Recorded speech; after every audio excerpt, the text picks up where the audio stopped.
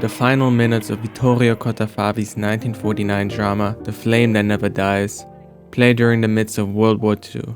An Italian carabinieri prepares to sacrifice himself in order to save a group of hostages from his hometown. He first visits his mother one final time before being driven off to the execution site by two German soldiers. The final is a litany of coordinated movements against fixed objects, an amalgamation of diagonal and vertical lines the camera embodies choreograph, creating a number of geometrical figures, like the carabinieri, stands upright throughout and is exalted in the final vertical dolly over the mechanical mass of the German soldiers who follow orders to shoot him. Cottafavi grants equal attention to the gravity of the situation, a person being killed, as the execution thereof, granting the heroic gesture of the soldier an elegiac crescendo. In an interview, Cottafavi remarked that once you commit to a certain geometry, you've got to see it through to the end. Once there's an A, there has to be a B. The longitudinal and transversal lines in the tracks and dollies create a geometrical form that is completed with the final vertical stroke. The camera hence mirrors the morality of the character, the action of the carabinieri, who through his sacrifice saves the town people, and by mirroring his father's death from the first temple, completes their story.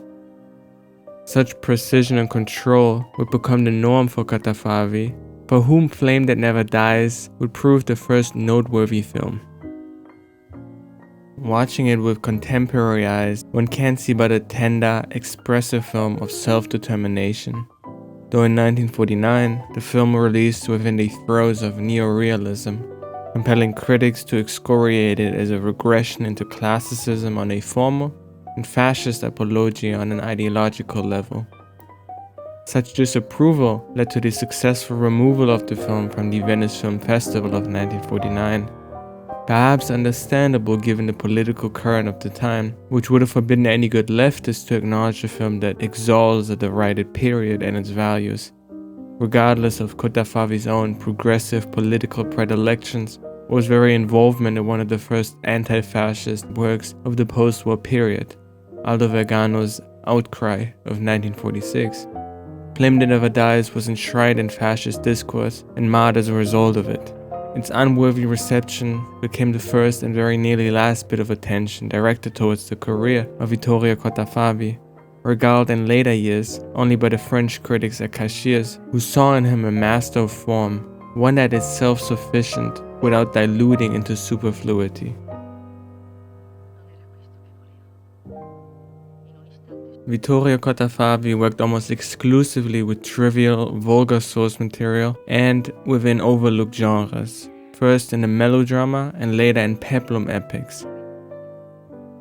For most of its lifespan, the melodrama enjoyed an ambivalent reputation, debased as inferior for its very ties to popular entertainment.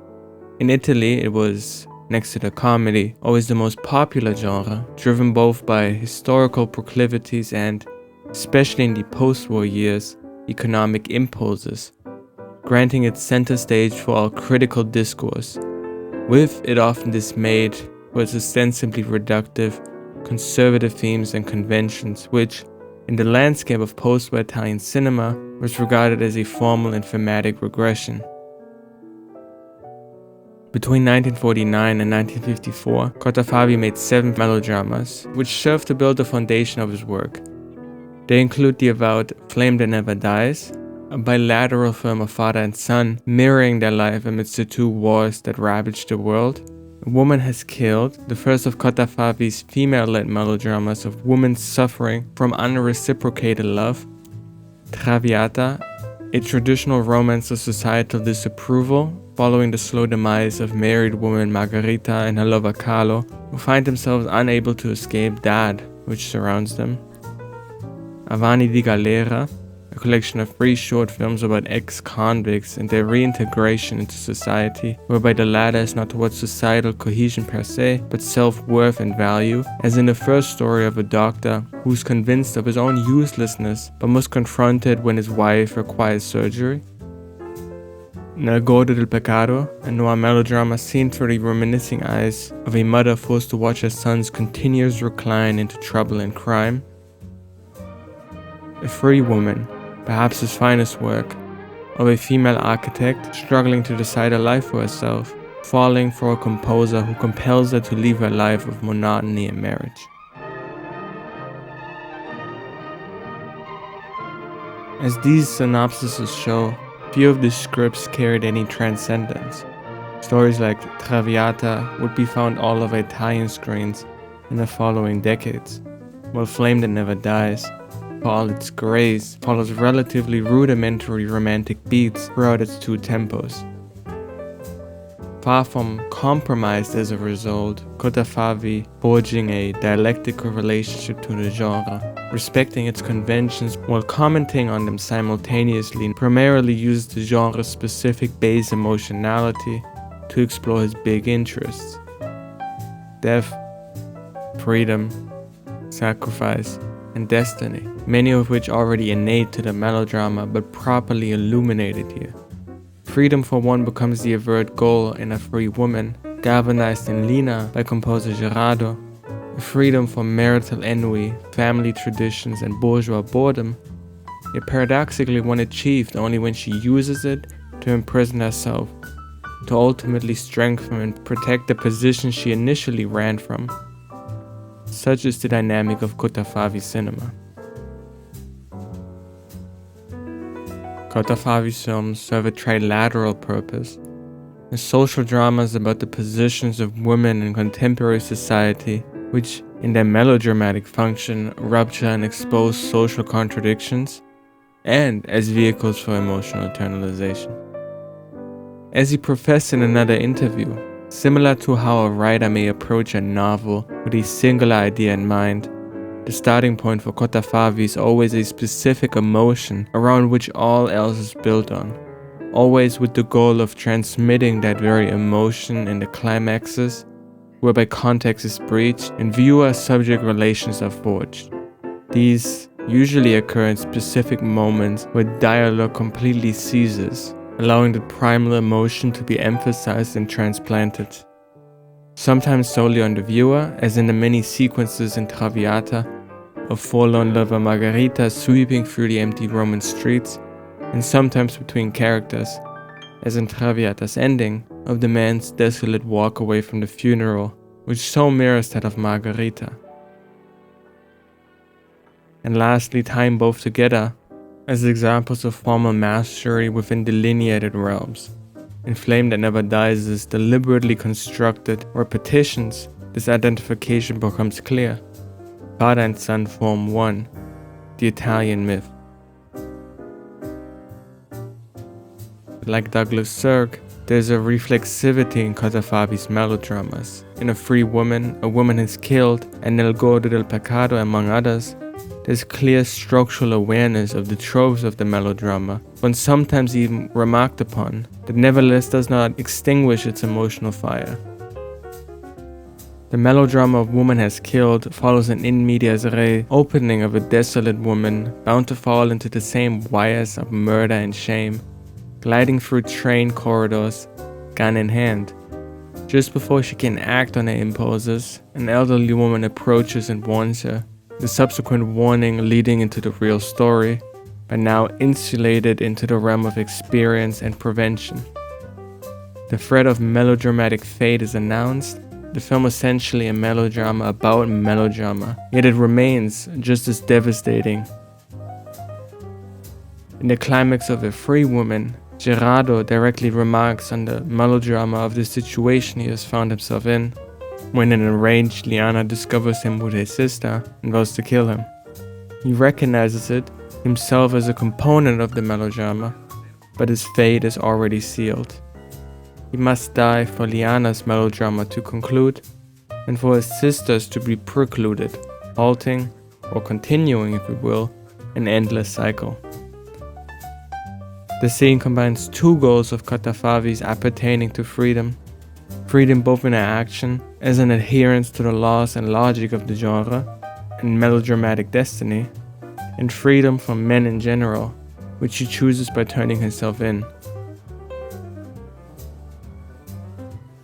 Cotafavi's melodramas can be most aptly compared to two Italian directors, two extremes in between whom he ensconces. For one, more evidently perhaps, Raffaello Matarazzo, the predominant melodramatist of the 1950s, responsible for some of the highest grossing films of the retroactively dismissed period, which include the likes of Chains or Nobody's Children, films that were both popular and often perfectly precise in the way it told its stories, the former likely due to the latter. It is that structural coherence which binds the two directors, who are otherwise distinguished through Cotafavi's enhanced level of observation, of reflexivity, as well as the certain permeability to the accidental, as Fabio Visnadi calls it, which contrasts Matarazzo's pure adherence to the rules and tropes of melodrama, perpetually embedded within the realms of family and social convention, that maintains yet a sense of dignity in the very respect to that cliché and linearity. Distance is the central theme in Matarazzo, which often parts its two lovers, building romantic longing and morality.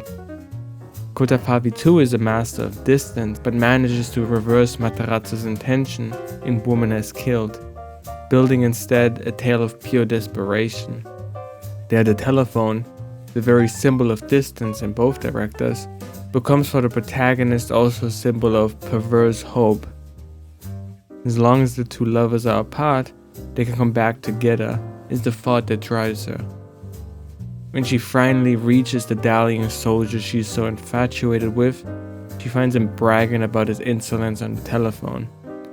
As the distance is breached, so the hope is lost, and she has no alternative but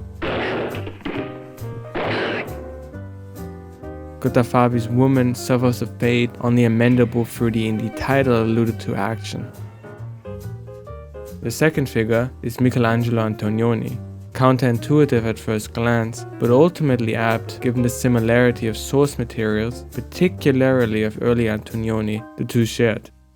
Watching Traviata, for instance, one can imagine perfectly the Antonionian version of it, one that enhances the bourgeois emptiness of its two subjects and the oppressively stark architecture that surrounds them. Of course, emphasis ultimately bifurcates the two. Antonioni de-dramatizes his action, Cotafavi over-dramatizes. Antonioni rejects the melodrama in his stories overtly, while Cotafavi fulfills its requirement, and as Jose Michio writes, makes that fulfillment one of the themes of his films. Cotafavi retains the emotional intensity in spite of his reflexivity, whereas Antonioni refracts it elsewhere. But glimmers of what would make Antonioni great are visible in Cotafavi already.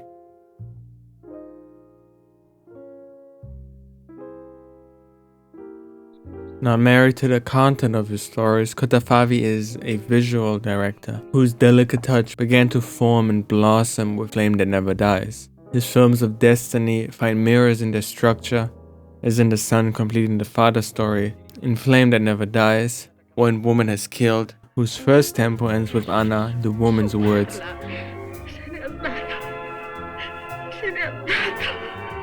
Spoken softly after reading the soldier's farewell letter, words which she then has to turn literal by the end of the second tempo. Most famously, of course, it is in Free Woman, where Liana spends the end of the second half preventing her sister from going through the same she did in the first half. Things must conclude, and the conclusion must be given its proper respect. Cotafavi grants him the necessary one. It is the onset of love in crisis too that finds special attention. A melodrama often sealed with a kiss, representing the intangibility of the lovers, highlighted in Cotafavi through one of his favorite techniques, the dolly. In Traviata, the scene in question starts in a medium shot containing the two lovers, before continuing as followed. Ha ragione.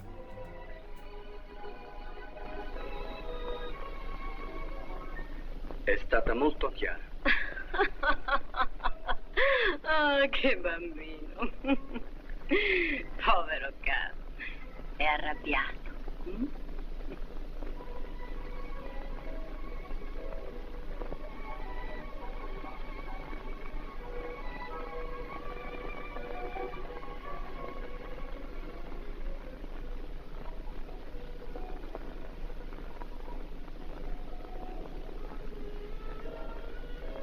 It is not merely a kiss, a path has been forged that is to be walked. Kotafavi often rearranges his scenes through movement in lieu of cutting, be that for subtle or substantial changes. What remains constant is his interplay between camera and character, and the altering relationship between them. A free woman does this marvelously twice. One scene opens to Liana weighing her decision on marrying a businessman, ultimately rejecting him. The two are atop one of his properties, facing in the background the city landscape, and proceed to move in straight lines, one commencing often as the other finishes. Each move there to emphasize the growing distance between the two, all but formally confirming her rejection of him. In a later scene, Liana visits Gerardo after one of his performances. As opposed to before, the camera now joins the movement of the characters, follows the two walking imbricating lines toward one another, ending with Gerardo looming over a seated Liana, his prey in full view. It is also found in Navani di Galera's compositional distances between husband and wife, so often found on opposite sides of the long shots. The distance only merged in the cross-cutting close-ups of the operation that ends the segment.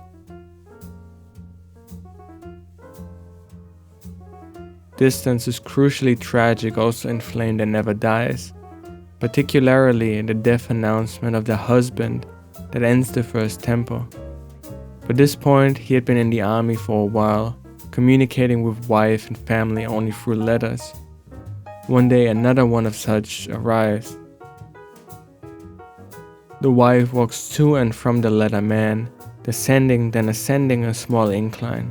The shot lingered on the step she takes, removing her from the safe illusion of her husband's well-being that the letter holds. Before she enters the house, it cuts inside, where the parents have just been informed of his death.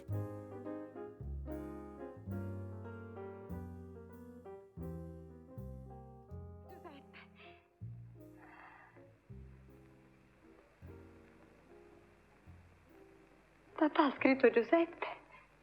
Silence prevails.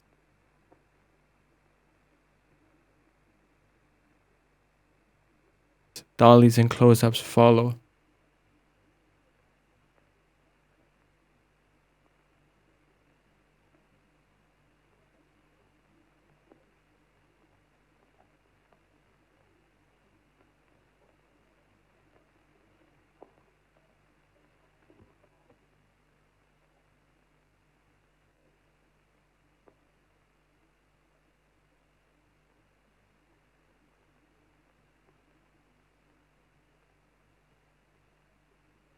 She understands.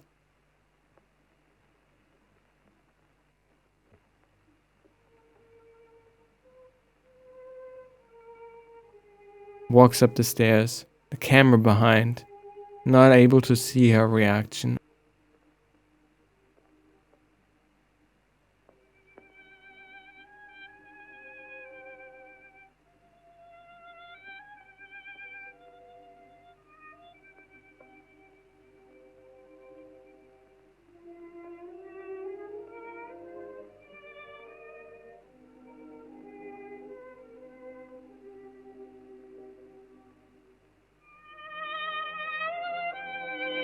When she reaches the upper door, does she turn just enough to reveal a teary face.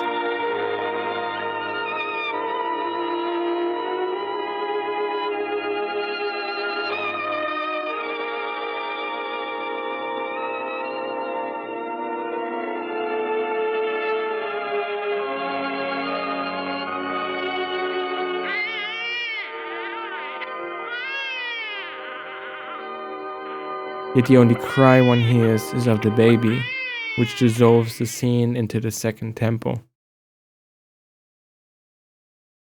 Vittorio Cottafavi, Italy's most patient melodramatist.